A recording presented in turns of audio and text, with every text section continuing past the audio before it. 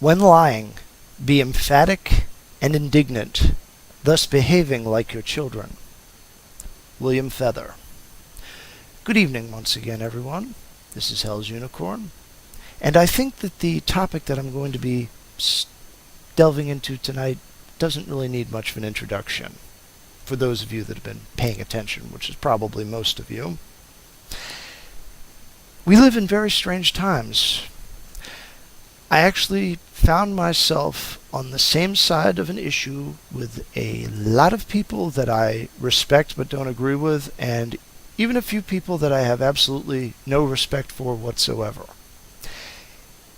In the description are links to a number of videos done by a number of people on this subject, and you can feel free to visit them if you haven't already, and so you can get kind of an idea of where this is going to go.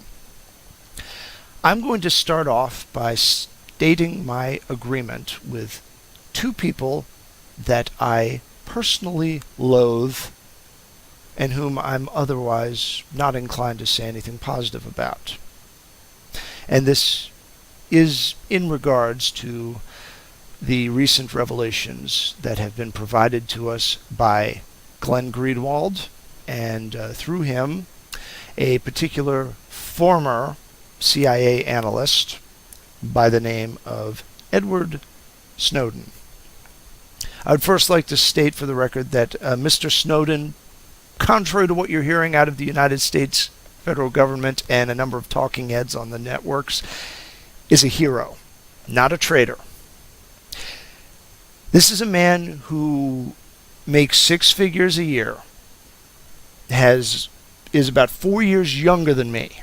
He's making a lot more money than I am, and he had less schooling than me. He did not have to deal with the debt that you incur from getting higher education. Now, I went to a Pennsylvania State College, so I didn't have massive student loans to deal with. I had a couple, and I was able to get out from under them in about 5 years, but you kind of get the idea.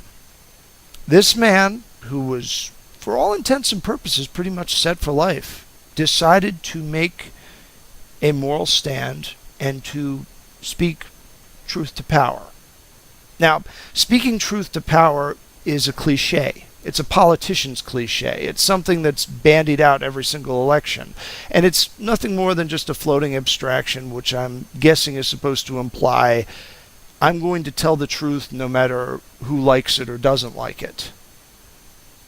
In truth, nobody in this country really does that anymore, with the exception of comedians, and stand-up comedians can always fall back on the "oh, I was just joking" thing if anybody ever calls them out for what they've said, so they don't really count. Not unless they say it outside of the context of being a comedian. And because of this act of heroism, and this gives you a bird's eye view into what the problem is with this country of ours, Mr. Snowden is now in fear for his safety, nay, his entire life, and he is seeking refuge. He's in Hong Kong right now, but he's seeking asylum in Iceland. Doesn't it tell you something about this country when a person who reveals that there are laws being broken by our government has to flee in fear of his life? I mean, forgive me for being so bold, but I think I just woke up in a third world country. That's what it feels like. Now, of course, I've been kind of hinting at this for a long time. The fact that this country is really been going down the tubes, and quite frankly, I hold out little hope for it. But the two people that I'm going to now be discussing, whom I'm now agreeing with, are kind of Johnny-come-latelys to this topic because they're both Obama supporters that are now furious with him. And they are Obama supporters, I would argue, primarily because A, they don't do their research, and B, they don't do their research. I saw this coming quite a long time ago. As far back as when the original speeches that Obama has since contradicted about the issue of wide-reaching surveillance of Americans back in 2007 when all that was going on, I could smell the bull crap. That's why I didn't vote for Obama. I didn't vote for McCain because he came right out and said, I'm more than happy to spy on as many people as I want to, and he's still rambling around like a senile old lunatic talking about how great this is and how he doesn't mind being spied on, and his younger significant other, Lindsey Graham, is basically saying things to the same effect.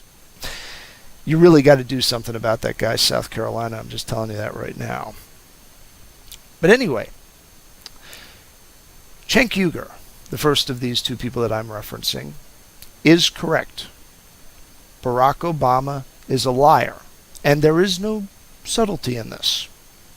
He is not only lying, he is lying in the manner that I depicted in this quote by William Feather. He is lying emphatically and being indignant, and he is coming off as a child, which is what he's always come off as to me. Granted, his predecessor was a bit more obvious of a child, had a little bit more of a stutter when he engaged in public speaking, but Obama is definitely childish. You get that overall vibe from him every time he opens his mouth if you actually listen to the way he pronounces his words and you're not mesmerized by his shaman-like mojo and his rhythmic sound speech, so to speak. There's nothing subtle about this. This is blatant lying, just plain and simple. So Cenk is correct on that point, and he is right to be shouting about it. Everybody should be shouting about it. It's an outrage. TJ, aka the Amazing Atheist, is also correct. Barack Obama should be impeached. And at the same time, I also concur with TJ that Barack Obama will most likely not be impeached. If he was impeached, great, but it's not really going to solve much of anything because nobody has ever had the stomach in this country to actually remove a president from office anyway. And even if he was removed from office, he'd still get his lavish retirement and his speaking engagements. The next president would pardon him. I mean, it would be Joe Biden. It would be your usual crony nonsense, just like when Gerald Ford pardoned Richard Nixon. That just goes with the territory. I would get a little bit of schadenfreude from the notion of Barack Obama being forced to leave office early. And I am getting schadenfreude by watching all of these people that I don't like literally tying themselves in knots trying to justify all this crap, and then in the process sounding exactly like the people that they claim to hate so much, aka the neocons.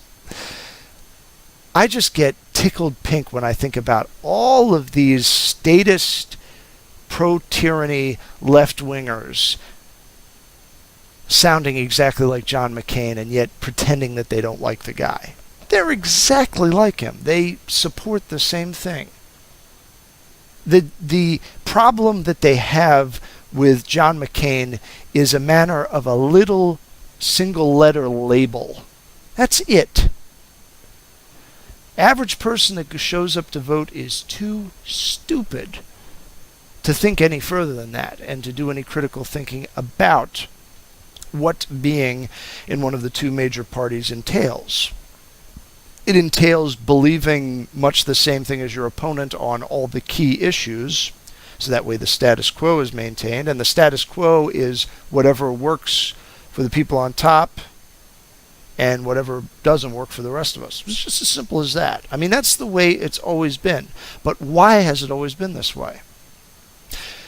A lot of people are flying the American flag upside down right now as though this country has just come into distress. People like me have been saying this for 6, 7 years. There have been people before me that have been saying it for that number of years times 10. But this was just the straw that broke the camel's back. But the camel was too strong and putting up with too much. That's what the problem was. Why was the camel so strong? Why was all of this being put up with? I believe that a lot of this has to do with this single statement that I'm about to give, and please allow me to elaborate because at first glance it might sound a little bit strange. But the problem with America is that it's full of Americans. And allow me to explain what I actually mean by that. TJ in his video actually referred to the Pledge of Allegiance. And just as a little aside, I actually got chewed out by a teacher when I was in 11th grade because one day I just decided not to stand up when the Pledge of Allegiance was going on. I was bored out of my skull. I really was tired of saying the same thing over and over again every morning for over 1,000 days since I was in kindergarten. And I didn't really understand what I was saying. I was just going through an empty orthodoxy that really didn't have any compelling message for me. And the reason why that is, and the reason why I think America is wrong, it's a wrong-headed concept, is found right in the very oath or pledge that everybody takes when they recite that. One nation, indivisible, with liberty and justice for all. I'm omitting the God part because that was added in later, and even though I am a Christian, I don't like involving God in a sham like that. Because, unlike, a lot of people who are secular minded or outright atheistic, I think that God is true and therefore I don't associate him with lies. And it is a lie. One nation, indivisible. Both of those words are lies when attributed to this country. If you want to see proof of this lie, I invite you to visit a city that's relatively close to where I am now making this video, known as Philadelphia. There is a place in southern Philadelphia that is referred to as Fishtown. It's populated primarily by lower to lower middle income Caucasian people, mostly from Ireland, Italy, and Poland, and a couple other places in Europe. You travel a few blocks outside of Fishtown, you will come to a lot of government subsidized housing. Most of it looks a lot like a prison camp. It's surrounded with 20-foot high fencing, practically. I think it's closer to 15 feet, but I've never gone up close enough to see exactly how high it is. And these homes are occupied primarily by black and Hispanic folk. The two groups of people that I've just mentioned live literally less than half a mile apart from each other. And they rarely interact with each other. They rarely talk to each other. They don't shop at the same stores as each other. They generally, with the exception of the occasional flash mob that comes up in Philly every now and then when people get pissed off at somebody else who's a different color than them. Most of the people involved are of the youthful persuasion, for those of you who know what that means. These people want nothing to do with each other. It's sort of a voluntary segregation, and everybody wants to pretend that it's not there, even when it's staring them right in the face. A lot of these people have kids that go to the same schools as each other, and while they're in the same schools, they form separate cliques. They have gang fights with each other. They rarely ever get along with each other. There are the token exceptions here and there. Two examples in one city, in a massive landmass with hundreds of cities, large metropolises and smaller towns. You travel a little bit further in Philly, you come to, like say your Little Italy area where it's mostly Italian, or you go over to Chinatown. Separate places, separate peoples who have minimal interaction with each other apart from maybe commercial interaction. People travel to Chinatown to have some Chinese food, maybe enjoy some Chinese culture. But then they go home at night to their different places in the same city. One nation, indivisible. Contemplate that. Put it together. And then contemplate it at the macro level. We have two political parties, two super tribes, for lack of a better term, that are built out of smaller tribes. All of these tribes are in cross purposes with each other. In one super tribe, the Democratic Party, you have people who are very concerned with the environment. We'll call these people environmentalists, since that's what they call themselves. I would refer to them probably as nature people. But either way, these people are primarily concerned with clean air, clean water, and maybe stopping trees from getting cut down. If they can save a couple of trees from being cut down to make lumber or something else useful, they're happy.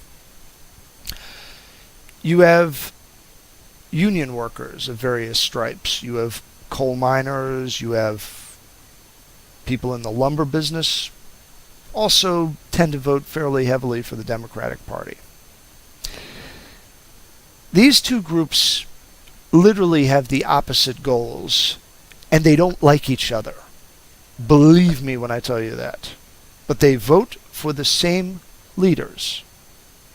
And we're surprised that the policies are incoherent? Or on the Republican side, we have lower to lower middle income people out in rural communities, out in the sticks, somewhat like where I am. And you have upper class New England Brahmins with bank accounts in the millions upon millions. All in the same party, all with very different ideas on what should be done. The lower income people and the upper middle income people, in this case, a lot of times they're the same group of people ethnically. Same with the environmentalists and the union workers in a lot of cases. Completely different purposes, though. Now, you divide this even further along racial lines with the different racial groups that make up the Democratic Party, and you begin to see just where this whole one nation, indivisible lie begins to break down and become a bunch of nonsense. It's a slogan meant to sell a certain version of reality that benefits a certain group of people.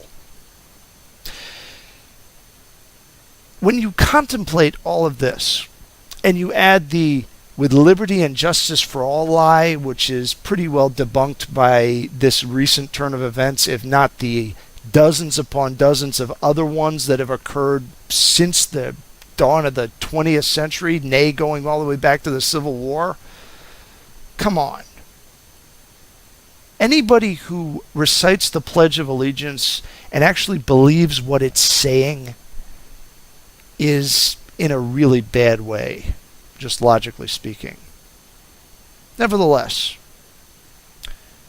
this is the primary philosophy that guides this gigantic landmass that is loaded up with 50 divisible states, each of them in turn divisible by counties, each with different groups of people within these divided by land areas with different goals. The only result to such a union is incoherence.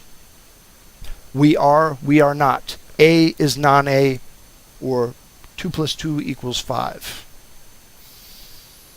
That's the only logical outcome you can get from such an incoherent political arrangement. And I would argue that in order to address any of our problems, but let alone all of them, we have to take a hard look at the big picture. And the big picture is that the upside-down American flag is something that has been true for much of our history. And it's been true for much of our history primarily because of the grouping of the stars in the blue part of the flag and the resulting red stripes of blood sacrifice that have come about because of it. Once this is considered, we can do a couple of different things that will go well beyond just the fleeting euphoria of schadenfreude that would be accomplished by tossing a piece of shit president out of office. And those are, we will be able to re-examine the nature of the American Union, and we can come to maybe understand how it can be reshaped in a way that is more befitting what I think it was originally intended for. A union of convenience for all parties involved, where the primary stipulations of this union are peace and trade, peace and commerce, all under the caveats of liberty and justice for all. In the process, we may come to find out that that will involve a good degree of separation along a number of different lines that a lot of people still don't want to talk about because of the ever-present zeitgeist of political correctness. But I submit to you that most people who are up in arms about this NSA scandal and all of this spying are not really privy to how this kind of thing comes about, because it's not just one out-of-control government that was elected 5 years ago or 12 years ago or even 30 or 40 years ago. This is a systemic problem that goes right to the very heart of how we are currently constituted. And I would argue that how we are currently constituted has little to do with those 10 to 15 amendments to the Constitution that are actually worth a damn. Au contraire, we rarely follow any of these amendments anyway. Let's use the example of Edward Snowden to demonstrate how we don't have a Bill of Rights to speak of now. Mr. Snowden engaged in two derivative rights found in the rights guaranteed in the First Amendment, namely freedom of expression or freedom of speech and freedom of the press. We have people in the government threatening to kill him because of this. The Fourth Amendment, unlawful search and seizure. Anybody who believes that we still have that is an idiot. The Fifth Amendment, jury trial, right to a court hearing. That's out the window. Ninth Amendment, 10th Amendment, all of the amendments having to do with the sovereignty of states and locales to override the federal government if it gets out of line. Well, does any state government think that they can stand against the behemoth that is the NSA or the CIA or any one of these other federal intelligence apparatuses that are spying on every single relevant person in power or out of power in these states? And a duplicitous mainstream media that's willing to collaborate with these three-lettered agencies, a lot of them themselves being members of these agencies? Grow up. Any governor or any mayor that wanted to grant Mr. Snowden political asylum in this country would be outed for any little indiscretion that he had in private and would be kicked out of office by a mob of retarded voters who have no idea what's going on but heard the news media say, this governor or this mayor bad, get rid of him. That's the crux of the matter. The whole power structure is akin to a tree bearing poison fruit. And it's bearing poison fruit because it's a poison tree. It's not enough to just simply cut off all the branches and say we've gotten rid of the fruit. The branches are going to grow back. You have to strike at the root, you have to strike at the bough, you have to cut the whole tree down, start over again. And that begins. The root of the tree itself is an idea. And that idea is that you can mash a whole bunch of different people with different ideas and different ways of living their lives together into an artificial union and expect coherence. It's as insane of a concept as the cliche 2 + 2 = 5. If this grouping of nations within a country wishes to progress to a greater moral and peaceful outcome, it's going to have to come to terms with the lies that have been foisted on it or on them, so to speak. So I submit to you the following. The future of this country will be determined not by a politician being impeached or a government being changed out, but by the eventual secession and breaking up of this country. One doesn't know when it will happen or how it'll happen. Speaking for myself, I'd prefer an outcome similar to the former Soviet Union, where the breakup is peaceful and there is a person occupying the office of the president who isn't a fanatical lunatic like Abraham Lincoln, who will go to war to keep the Union together even though there's no point to it. But naturally we could get something like the Balkans, or like our own Civil War, where there's massive bloodshed,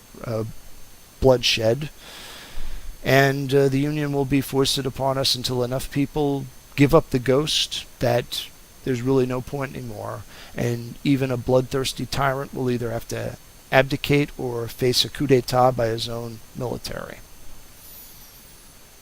That's the state of affairs we have right now. It's a scary time to live in, and indeed, I myself could at any point face the prospect of a number of things happening to me. I mean, I've traveled abroad in the past. I could get my passport revoked and I could find myself stuck in another country where I have no job and no access to money. Any number of things could happen. And the fact that people are not bothered by this, or are only just now being bothered about this, even though it's been going on for years, is telling. Now, I'm rambling a bit now, so I have to bring this to a close. So I will just say, if you can keep the Union, make sure that you have a good reason for doing so. That's all for this time. With prudence to myself and benevolence to all of you, good evening.